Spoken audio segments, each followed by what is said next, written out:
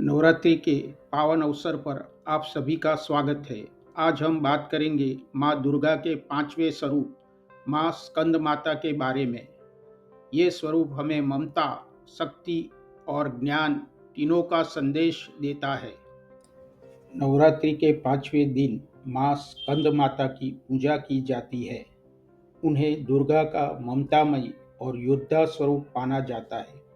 माँ अपनी गोद में भगवान कार्तिकेय के बाल रूप को लिए रहती है।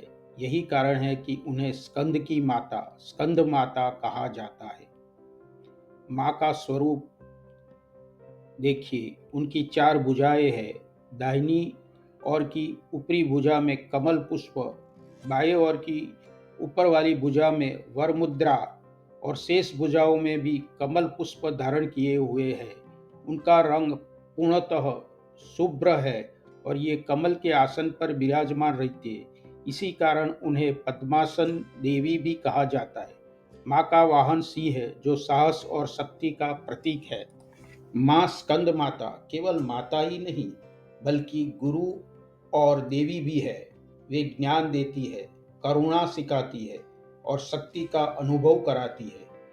उन्हें मोक्षदायिनी माता कहा गया है, क्योंकि ये साधक को संसारिक जीवन में सुख और अंततः मुक्ति प्रदान करती है।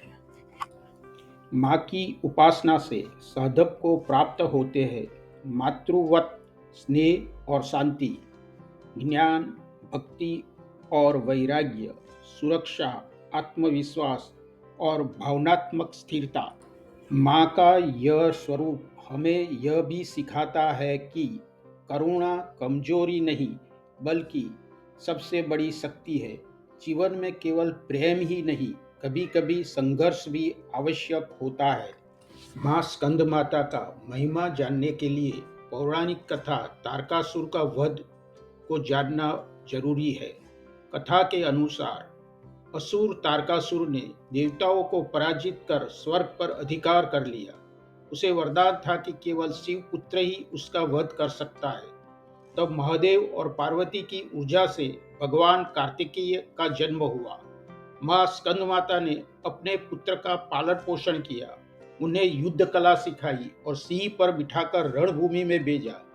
भगवान स्कंद ने देवताओं का नेतृत्व किया और असुरों का संहार कर देवताओं को विजय दिलाई। इस प्रकार माँ स्कंद माता ने माँ, गुरु और शक्ति तीनों रूपों में सृष्टि की रक्षा की।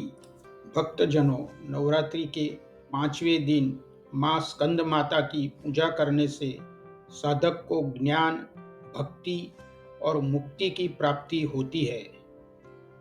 माँ हमें सिखाती है कि हर स्त्री के भीतर पालन करने वाली और युद्ध करने वाली दोनों शक्तियाँ विद्यमान है, और जब जीवन में कठिनाई आए तो करुणा और शक्ति का संतुलन बनाना ही सच्चा धर्म है।